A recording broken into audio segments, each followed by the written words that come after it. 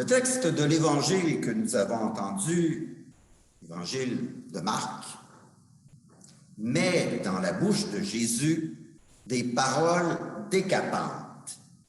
Décapantes par rapport à l'organisation religieuse, à l'institution de son époque.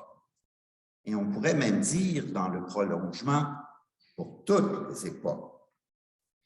De ce temple, de ces grandes constructions, il ne restera pas pierre sur pierre. Tout sera détruit. Tous ces systèmes patentés, sophistiqués, qui concentrent l'attention, l'énergie, les ressources sur eux-mêmes, sur leur puissance, sur leurs promesses et leur autorité, toutes ces grandes choses qui dirigent le monde sont vouées inévitablement à l'effritement, à moyen, à long terme, à la disparition. Vous ne croyez pas?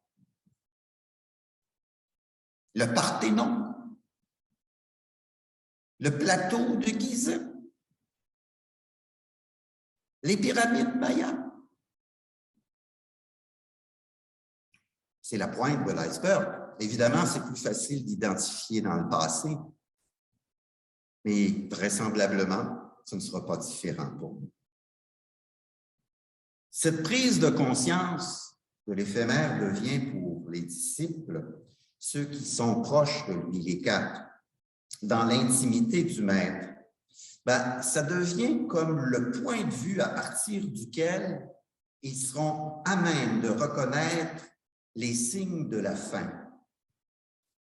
C'est aussi de là qu'ils vont développer l'attitude intérieure de dépouillement, de toute prétention au contrôle ou à l'autosuffisance, pour ainsi laisser Dieu agir en vérité, en eux, comme dans le monde, à travers eux.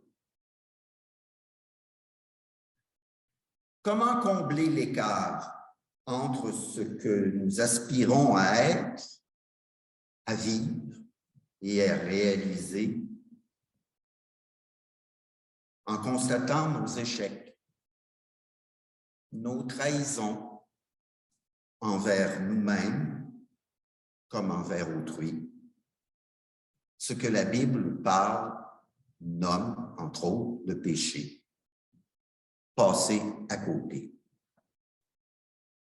Comment demeurer branché à la source de la vie alors que nos eaux sont contaminées par le mal, par cette influence collective que chacune, chacun entérine à sa manière.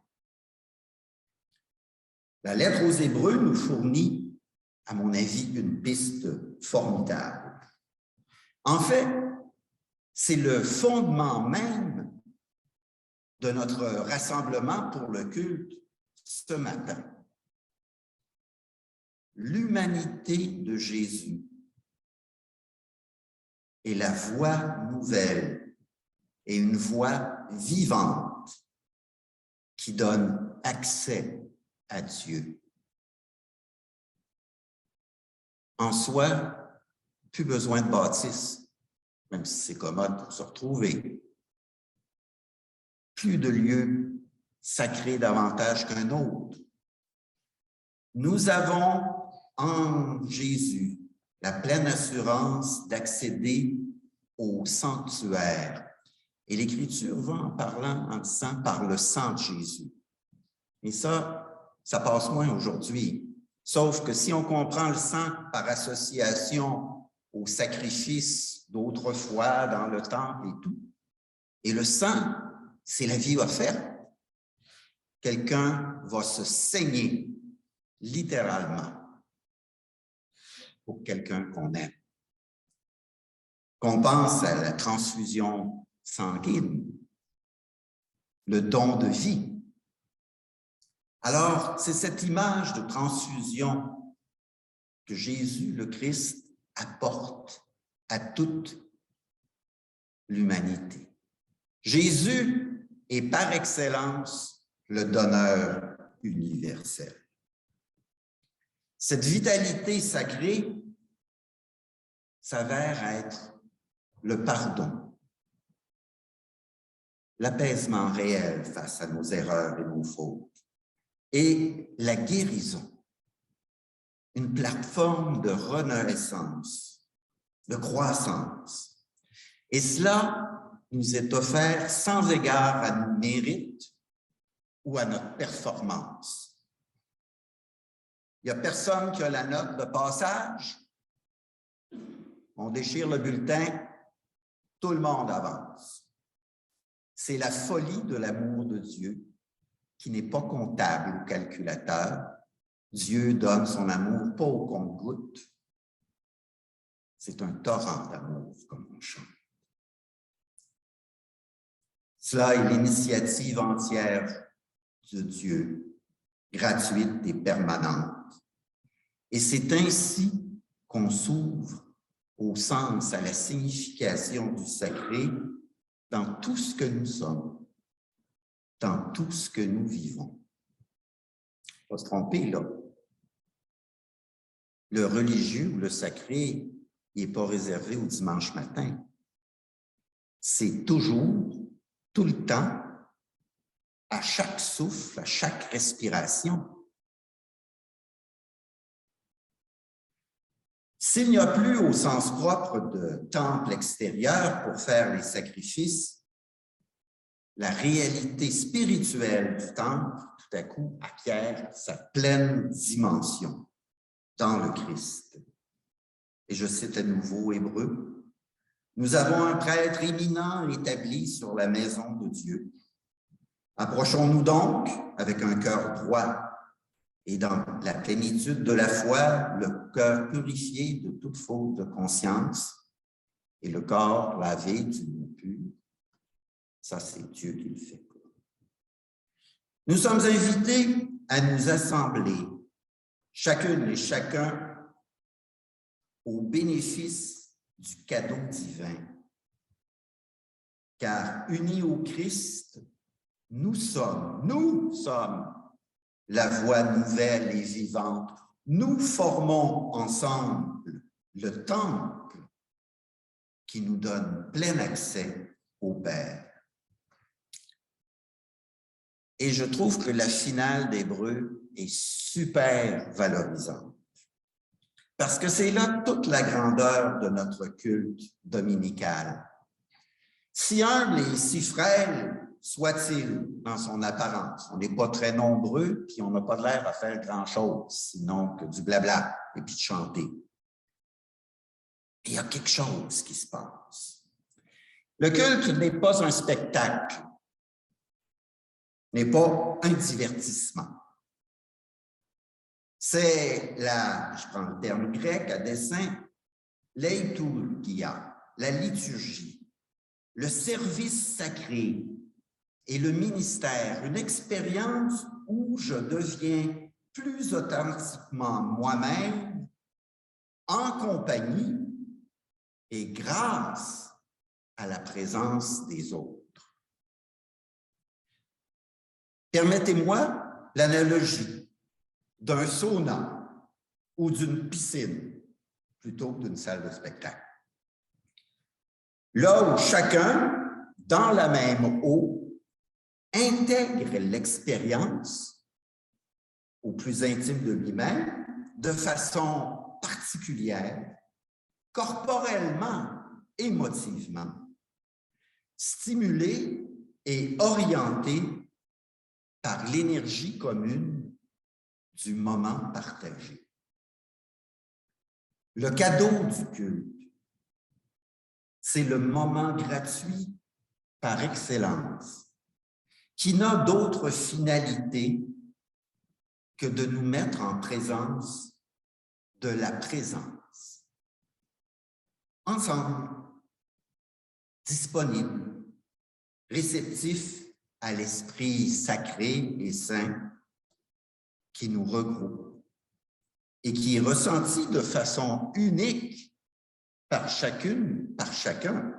On n'a pas, personne de nous, la même expérience. Et c'est tant mieux. Alors, je reprends l'Écriture, veillons les uns sur les autres pour nous exciter à la charité et aux œuvres bonnes. Ne désertons pas nos assemblées, mais encourageons-nous, d'autant plus que le jour approche. Nous partageons une responsabilité commune, les uns envers les autres. Je dirais un peu comme une équipe de sport ou de conditionnement. L'autre, dans sa différence, m'amène ailleurs que dans ce que je connais et qui m'est déjà familier. Dans ces algorithmes, comme on dit aujourd'hui, qui me renvoient constamment la même image de moi-même, la prison contemporaine de Narcisse, plutôt que ce soit le miroir. Ma sœur, mon frère, me permet, dans le concret, d'élargir mes horizons à l'ampleur de la vie que Dieu me destine. L'assemblée que nous formons est sainte parce qu'elle est un lieu de pratique du monde nouveau. Un macrocosme, comme on dit, un petit univers pour nous encourager, pour nous soutenir et aussi pour nous brasser aux besoins. Alors oui, veillons les uns les unes sur les autres pour nous exciter à la charité et aux œuvres bonnes, pour nous efforcer de devenir meilleurs, plus patients, plus bienveillants, pour développer notre simplicité, notre accueil, pour avoir du respect profond de l'autre, pour être plus généreux, pour nous engager pour la justice. Et je vais reprendre ici l'expression de jadis, on appelait ça la pratique des vertus, pour devenir un peu plus, un peu mieux, image de Dieu. Bien sûr, cela se fait toujours porté par nos limites et nos fragilités, à la fois juste de la justice de Christ et pécheurs, comme disait Luther. La grâce du Christ seul est notre réconfort constant et notre espérance permanente. Tout nous est donné par son humanité. Oui, le souffle, le vent entend et nous répond.